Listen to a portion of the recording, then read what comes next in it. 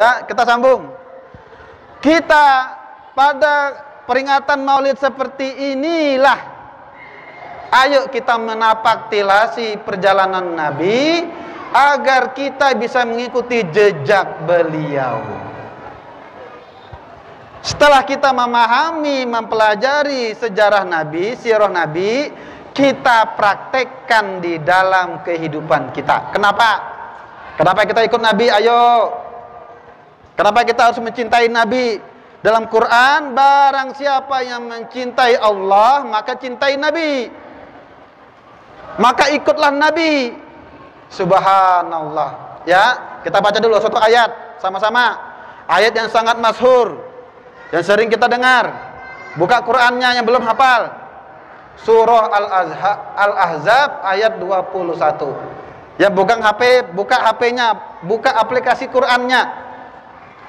Tahan dulu WA-nya. Kita baca sama-sama. A'udzu billahi minasyaitonir rajim. Laqad kana lakum fi Rasulillahi uswatun hasanah liman kana yarjullaha wal yawmal akhir wa dzakarallaha katsira. Allahu akbar. Shadaqallahul azim. Kata Allah Ta'ala dalam ayat ini, inilah buktinya agar kita ini hendaknya meneladani Nabi, mengikuti Nabi sebagai uswatun hasanah. Sebagai apa? Sebagai contoh, suri teladan yang baik bagi kita. Sungguh, kata Allah Ta'ala, sungguh-sungguh.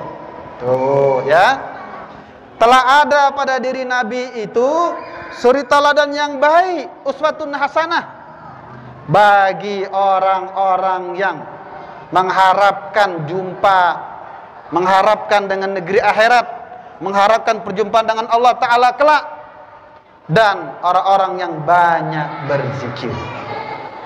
Apa yang kita tiru? Tentu peri kehidupan Nabi. Tadi saya singgung, Bu, cinta suami, Bu, cinta ya. Cinta dengan bapaknya, cinta. Pak, cinta dengan istri, Pak, cinta, Pak, cinta. Ayo. Kita tahu bagaimana Nabi mencintai Siti Khadijah. Masya Allah. Siti Khadijah padahal sudah menjadi janda 2 kali. Dia dipinang oleh Siti Khadijah dan Nabi Muhammad menerimanya. Nabi kita mencintai istrinya dengan sepenuh hati. Pak, Bu, ini sering paradok. Rumah kita semakin besar tapi semakin gersang di dalamnya. Betul ya? Duit semakin banyak tetapi semakin sempit rasanya. Betul ya? Macam-macam lah ya. Prestise kita, status semakin naik tetapi dengan istri semakin jauh. Ada apa? Ada apa? Ya? Karena cintanya semakin berkurang. Maka kita belajar dengan Nabi tentang cinta ini. Cinta kepada istrinya sendiri. Nabi setia menemaninya sampai istrinya wafat. Masya Allah. Ini cinta sejati. Lebih dahsyatnya lagi Nabi. Nah ya, setelah Nabi mencintai keluarganya, istrinya, anak-anaknya, Nabi juga ternyata sangat mencintai akan umatnya. Pengen tahu tidak? Dari mana dalilnya? Kita baca ya dalam sebuah ayat yang berbunyi laqad ja'akum rasulun min anfusikum azizun 'alaihi ma'anitum harisun 'alaikum bil mu'minina raufur rahim. Masya Allah ya. Sungguh telah datang kepada kalian seorang nabi, seorang rasul dari diri atau kaum kalian sendiri. Maksud dari jenis kita, bukan malaikat. Ya, nabi kita juga berasal dari manusia, sama dengan kita. Ya, qul innama ana basyarum mislukum yuha ilayya annama ilakum ilahu wahid. Ya, kata Allah Ta'ala, wahai Nabi katakanlah, sesungguhnya aku ini juga basar, manusia seperti kalian. Sama, Bu. Dalam ayat yang kedua tadi, Ya. Azizun alaihi ma anittum. Masya Allah. Ini bukti cinta Nabi. Terasa berat oleh Nabi penderitaan kalian, umatnya. Harisun alaikum. Ya, Nabi sangat menginginkan kebaikan yang didapatkan oleh umat-umatnya. Ya. Bil mu'minina raufur rahim, dan Nabi juga sangat amat belas kasihannya, juga sangat penyayang kepada kita. Kita yang tidak pernah ketemu Nabi ini, Nabi mencintai kita. Masya Allah. Sampai dalam sirah Nabi kita baca, ya, Nabi sebelum wafat, apa yang dia ucapkan? Ummati, ummati. Masya Allah. Nabi ingat akan umat-umatnya. Apakah nanti umatku selamat? Apakah celaka?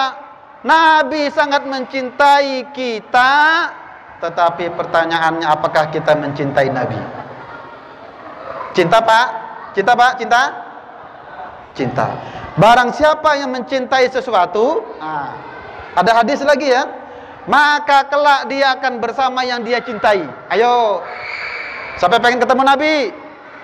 Kita semua. Kita gak pernah ketemu Nabi, kita gak pernah melihat wajahnya, kayak apa rupanya. Tapi dengan hati yang dalam, dengan keyakinan kita yang kuat, kita semua mencintai Nabi, orang yang Allah utus menyelamatkan kita. Masya Allah, luar biasa.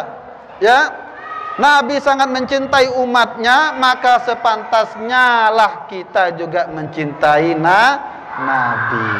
Dengan cinta kepada Nabi, maka insya Allah kita juga akan mendapatkan cintanya Allah Ta'ala. Pak, Bu, sudah berapa menit ini? Berapa lama lagi waktunya? Pak Ustaz Fatih, 5 menit lagi ya. Saya cukup mengambil satu saja tentang maulid ini. Apa tadi, Bu? Ayo kita belajar mencintai baik pasangan hidup kita, anak kita, keluarga kita, bahkan lingkungan kita. Dalam hal ini konteks Nabi mencintai umatnya, termasuk dengan hal ini kita mencintai saudara-saudara kita. Mencintai seperti Nabi mencintai istrinya, keluarganya, alul baitnya, dan umatnya. Masya Allah. Itu yang pertama. Yang kedua, bagaimana kita belajar meneladani Nabi, uswatun hasanah bagi kita. Ya, apa yang kita tiru, apa yang kita ambil, banyak, tentu sebatas kemampuan kita. Ya, ini tema tentang maulidnya. Yang kedua, tentang Quran. Ini ada bahasa Quran ya. Berpedoman pada Quran, kita teladani akhlak Nabi. Masya Allah. Bu, masih kedengaran, Bu? Masih ada snacknya? Panitia dengar. Panitia dengar. Saya cuma bilang aja. Pak, masih ada snacknya, Pak? Alhamdulillah. Ini Ustadz ngomong apa dari tadi ya? Kira-kira paham nggak, Pak? Paham nggak, Bu? Nggak paham juga nggak apa-apa. Yang penting dengar dulu. Kalau dengar dulu, insya Allah akan lama-lama memahami. Nah, kenapa sih kita mesti buat rumah tahfiz? Nah, ini pertanyaan dulu ya. Boleh nggak saya tanya Ibu? Boleh, Bu? Saya cari yang paling cantik di sini. Boleh, Bu? Yang paling cantik di sini ya. Yang mana yang gadis ya? Ini aja yang gadis. Ntar kalau saya tunjuk di situ, ntar suaminya cemburu nanti. Repot. Dek, panggil adek aja ya. Kenapa kita harus buat rumah tahfiz? Kita harus buat rumah tahfiz kenapa? Wah, cakep ini. Kita hapus tepuk tangan dulu. Agar dengan adanya rumah tahfiz, kita bisa belajar Al-Quran, terutama anak-anak kita. Masya Allah ya. Saya persingkat saja fadilahnya. Nah, ya. Tapi ini dalilnya agar kita belajar Quran dulu, mulai baca dulu. Dalam surah Fatir ayat 29 30. Innalladzina yasluna kitaballah wa qama shalah wa anfaqu mimma razaqnahum sirran wa alaniyah yarjuna tijaratan lan tabur. Ila akhir ayat. Masya Allah. Barang siapa yang selalu membaca Al-Quran, ayat-ayat Allah, dia suka sholat, dia suka berinfak, maka kata Allah, dia akan mendapatkan perniagaan, perdagangan yang tidak pernah merugi. Hati untung terus. Luar biasa. Ya, itu padilahnya bagi orang yang membaca Quran. Ada hadis lagi dari Nabi. Man qara harfan fi kitabillah, barang siapa yang membaca satu huruf dari kitab Allah, man qara harfan falahu bihi hasanah, maka baginya satu pahala, satu kebaikan. Wal hasanatu bi amsri amsalihha, dan akan dilipat gandakan menjadi 10 kebaikan. Masya Allah. Satu huruf, satu kebaikan, dilipat gandakan menjadi 10. Kata Nabi, la aqulu alif lam mim harfun, walakin alif harfun, walam harfun, wa mim harfun. Alif lam mim saja jikalau kita baca, kata Nabi, bukan satu huruf itu, betul-betul satu huruf. Saya mau tanya ini, Pak Ketua DKM, ada hadiah ya bagi yang jawab betul? Ada? Ada hadiah bagi yang bisa jawab dengan betul? Ini bisa bapak-bapak, bisa ibu-ibu, adik-adik semuanya. Ada santri, siap semuanya, siap? Siap jawab ini, siap? Ada berapa hurufkah di dalam bacaan basmalah? Angkat tangan. Sampai 5 saya hitung. Saya ulangi pertanyaannya. Ada berapa hurufkah ayat Al-Quran di dalam ayat Bismillahirrahmanirrahim? Sampai 5 saya hitung. 1, 2, 3, 4, 5. Gugur.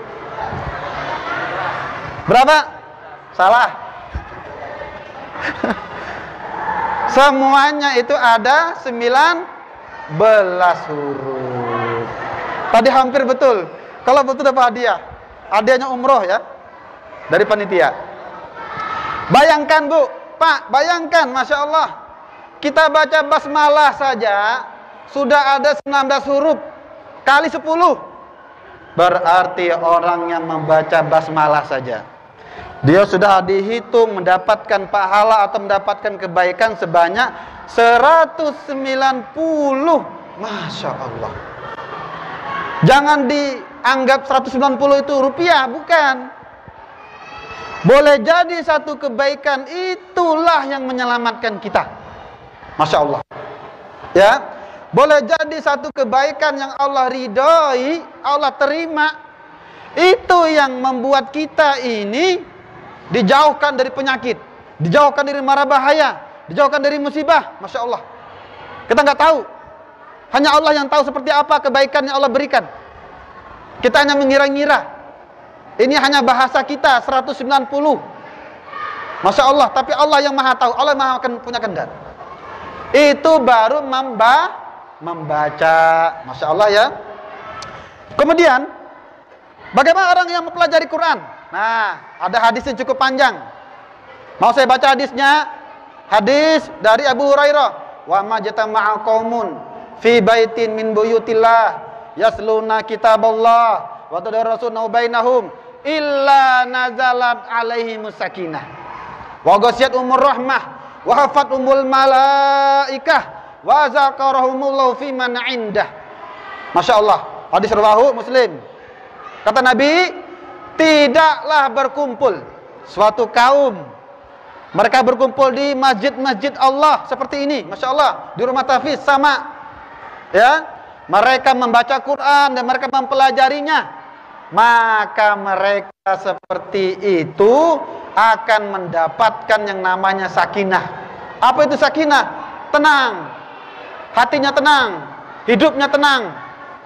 Ada orang yang suka galau, yang selalu gundah gulana, banyak masalah. Ini obatnya. Ya, belajar Quran, baca Quran, insya Allah akan tenang hatinya. Ya, wa ghasyiyatuhumur rahmah, akan diliputi dengan rahmat Allah. Masya Allah. Sudah tenang, ada dapat rahmat Allah. Wa hafathumul malaikah, yang ketiga fadilahnya, dia akan dinaungi oleh sayap-sayap malaikat. Cuma kita nggak kelihatan. Jadi kalau ada orang yang baca Quran baik di masjid maupun di rumahnya atau di rumah tahfiz nanti, malaikat turun menaungi dengan sayapnya, adem. Kayak di AC. Ah, kan? Kita ini kan perlu AC ya di Bekasi ya, panas. Subhanallah ya. Yang belum punya AC segera pasang AC. Wah, ini promosi lagi ya. Yang keempat, Allah akan membanggakan wa zakarahumullahu fi man indah. Allah akan membanggakan hamba-hamba seperti itu di hadapan para malaikat. Masya Allah, luar biasa. Terakhir Bu, fadilahnya menghafal Quran. Mau? Ada hadis, man qara'al Quran, barang siapa yang membaca Quran wastazharahu, ya, dan menghafalnya. Nah ini Masya Allah ya, menghafalnya, adkhalahullahu bihil jannah, ya, maka dia akan dimasukkan ke dalam surga.